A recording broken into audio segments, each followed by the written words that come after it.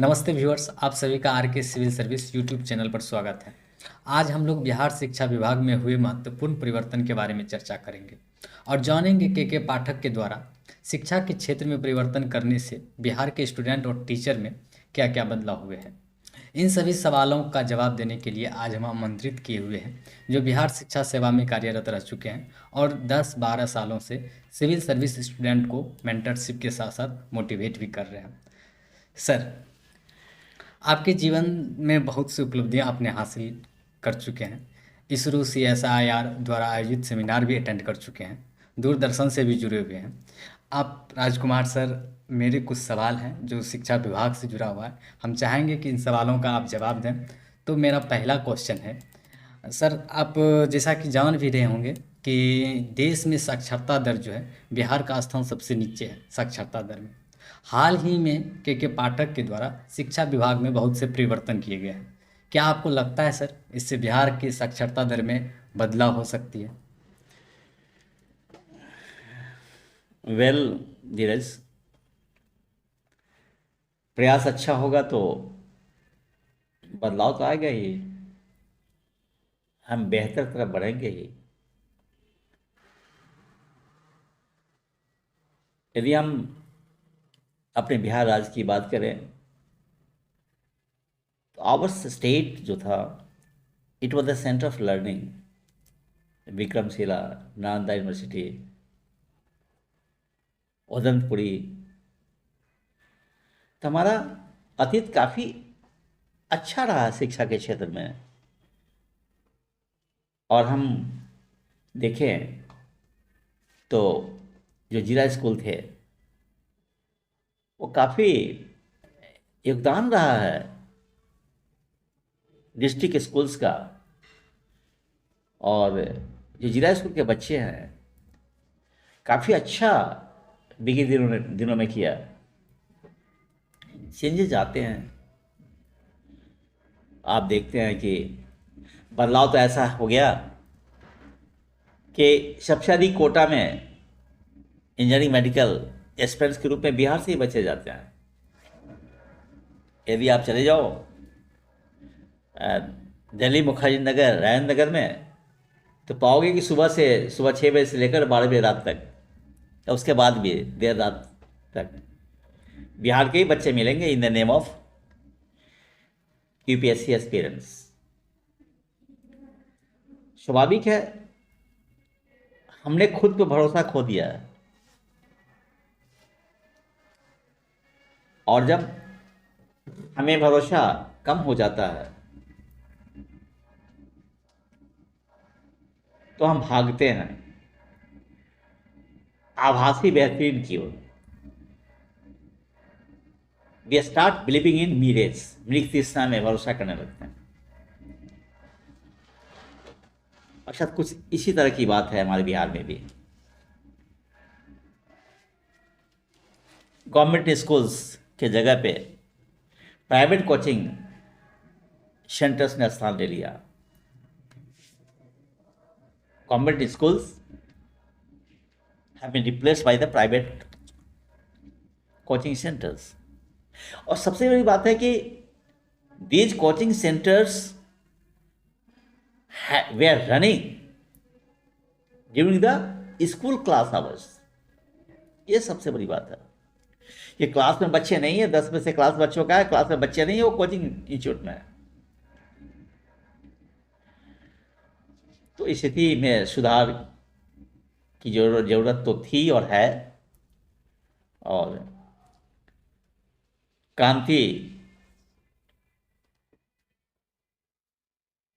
की जरूरत थी। और इसी क्रम में के पाठक जो सीनियर IAS है बिहार सरकार में, अपर शिक्षा सचिव हैं, जून महीने में यह आपने ज्वाइन किया। और तब से रात दिन एक कर जो भी संभव था, जो भी स्ट्रिक्टनेस हो सकता है to bring about the radical changes in the domain of education, undoubtedly के पाठक जॉब इज कमेंडेबल, काफी सराहनीय है।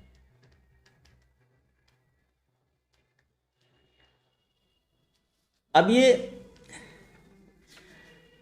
थोड़ा और मैं बैक जाता हूं। एक रिपोर्ट है, ऑडिशन रिपोर्ट है, and the title of the report is where are the kids.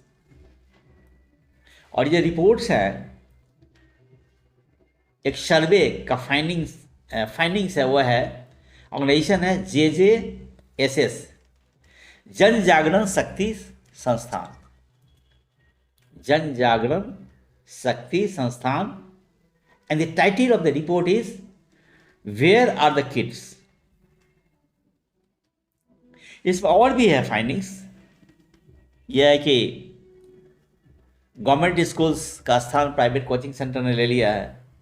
Students के अटेंडेंस की बात है तो attendance 20%, very poor attendance in the schools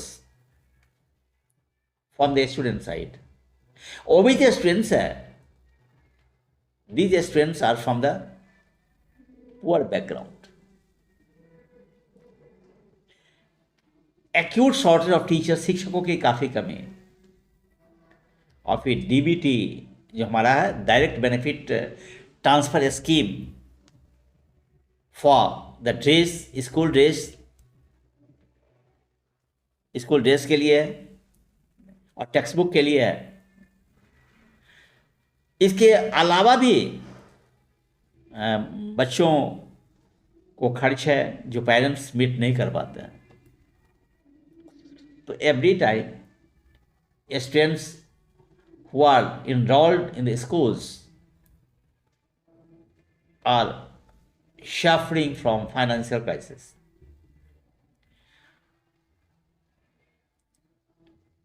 अब जब ये, और एक बात सबसे खास बात यह है कि जो ये रिपोर्ट है, रिपोर्ट में सबसे खास बात यह है कि right to education act norms के तहत कोई भी स्कूल नहीं आया। The height of the condition of the government schools in Bihar is that no school is as per the RTE act norms. और इसी बीच में जो हमारे अपर शिक्षा सचिव का आगमन होता है और सुधार के लिए समर्पित होते हैं। वह है, वे गांव में चले जाते हैं, स्कूल विजिट करते हैं, स्टूडेंट से बात करते हैं, टीचर से बात करते हैं, टीचर्स के अटेंडेंस का लेखा जोखा करते हैं। फिर स्टूडेंट्स आर इक्वली अकाउंटेबल कि जो बच्चे नहीं आ रहे हैं उनका नाम काट दिए जाते हैं, टीचर जो नहीं आते हैं, प्रिंसिपल जो नहीं आते हैं या ठीक से काम नहीं करते हैं, उनके सैलरी को रोक दिए जाते हैं। कष्ट तो होगा इनको, या वैसे पेरेंट्स को भी कष्ट होगा जो आराम से स्कूल भेजते थे। तो नेचुरली अगर आदत हमारी बिगड़ जाती है तो सही रास्ते पे लाना होता है। तो कठिन काम भी है, तो कठिन काम तो कर रहे हैं। अपर शिक्षा सचिव, और उससे ज़्यादा अनकम्फर्टेबल हो जाते हैं हमारे teachers, students and the parents, जो कि नहीं होना चाहिए। क्योंकि ये जो पेरेंट्स हैं, स्टूडेंट, टीचर्स ही आपके लिए हैं। आप टीचर्स को ये समझना चाहिए पहले कि सबसे पहले टीचर्स तो तुम अपने बच्चे के लिए भी हो। You are the teacher for your own kids first. तो यदि अगर आप शिक्षक हो और आपका आचरण सही नहीं है तो सबसे पहले आप अपने घर को बर्बाद करते हो। तो मेरी दृष्टि से इसमें कहीं भी रिएक्शन का स्कोप नहीं है। बल्कि जो इनिशिएटिव लिए जा रहे हैं, जो रिफॉर्म्स किए जा रहे हैं, जो स्ट्रिक्टनेस बढ़ते जा रहे हैं, वे सारे के सारे पेरेंट्स के लिए, बच्चों के लिए, टीचर्स के लिए, बिहार के स्कूल्स के लिए सबको इसे गले लगाना चाहिए और ये प्रशंसा का पात्र बनना चाहिए। अब जो एक प्रारंभ हुआ है mission Daksh to bring about the reforms in the educational domains, particularly the school education in Bihar. There is mission Daksh, और मिशन दक्ष के तहत 10,000 teachers to adopt 50,000 students. 10,000 तो शिक्षक होंगे, 50,000 स्टूडेंट्स को गोद लेंगे और गोद लेकर उन्हें विशेष कक्षा देंगे, ट्रेनिंग देंगे, ताकि वह मेधावी छात्रों के साथ compete कर सके, वे भी मुख्य धारा में प्रतिभागी बन सके और अपना दमखम दिखा सके। फिर 37,000 जो स्कूल्स हैं, 37,000 जो हमारे सरकारी विद्यालय है, उसके भी कंप्यूटराइज करने की बात है, डिजिटाइजेशन की बात भी है। ये काफ़ी अच्छा कदम है। और आप जानते हैं कि देयर इज ए रिवॉल्यूशन, एक क्रांति है यदि हम कहेंगे कि टीचर्स का सिलेक्शन की बात है, तो middle school, high school, higher secondary school जो भी है, जो टीचर्स का सिलेक्शन हो रहा है और मास स्केल पर हो रहा है, and those teachers are being selected through Bihar Lok Seva आयोग, बिहार पब्लिक सर्विस कमीशन। तो मैं कहूँगा कि कहीं ना कहीं क्वालिटी भी आएगी, और फिर जो टीचर्स सेलेक्ट होते हैं और जो उनको ज्वाइनिंग लेना होगा, तो टीचर्स को गांव में भी जाके काम करना पड़ेगा। Teachers selected, new teacher selected must have to work in the village schools, गांव के विद्यालय में भी जाके काम करना पड़ेगा। यहाँ भी हो सकता है हमारे जो यंग शिक्षक होंगे, डायनेमिक शिक्षक होंगे, जिनको बहुत सारी उम्मीदें होंगी शहरों से कि शहर में रहें, सुविधा के बीच रहें, तो शायद उनको बहुत अच्छा नहीं लग सकता है। लेकिन मुझे लगता है कि ये एक अवसर है इस बात के लिए कि आप भारत, और जब बिहार का विकास होगा तो भारत का ही पार्ट बनेगा। तो बिहार की जो युवा शक्ति है, जो हमारे ग्रामीण विद्यालयों में है, young forces are studying in the village schools, युवा शक्ति कल, बिहार का कल और देश का कल, इस धरती का कल, वो सारे के सारे कल जो है वो आपके गांव से तैयार होंगे और आपको मौका मिलेगा, क्योंकि गांव का जो ग्रामीण जो लिटरेसी रेट है वो काफ़ी कम है, 43.9%, और शहरी लिटरेसी रेट है 71.9%। ग्रामीण 43.9% एंड शहरी 71.9%। तो बहुत बड़ा एक अवसर है, चैलेंजेस है, पोटेंशियल है, जिसमें आप बेहतर बिहार का निर्माण कर सकते हो गांव के माध्यम से। और गांधी जी भी कहा करते थे कि the true development of the country will be through the village, गाँव के जरिए ही हम मजबूत और बेहतर भारत का निर्माण कर सकते हैं। तो हमारे जो टीचर्स हैं उनको एक अच्छा अवसर मिला है बिहार को सुधारने का और घर को भी सुधारने का। इसमें कहीं कोई रिएक्शन नहीं होना चाहिए।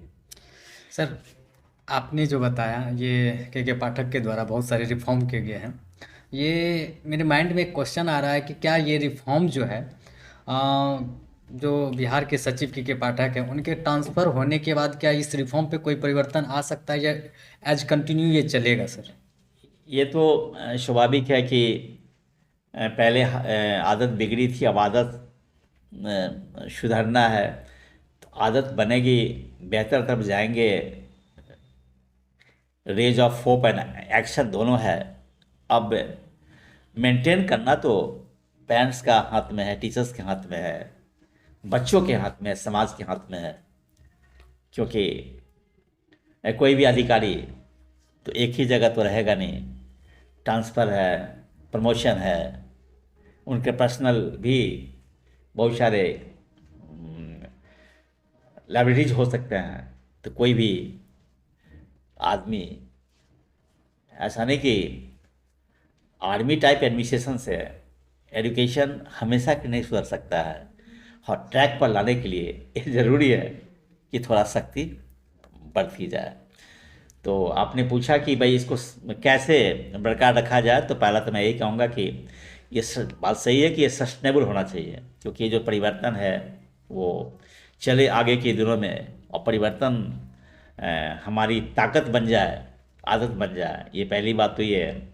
दूसरी बात ये है कि मैं तो ये कहूँगा कि एजुकेशन है क्या एक्चुअली, अच्छे विचारों का सृजन होता है।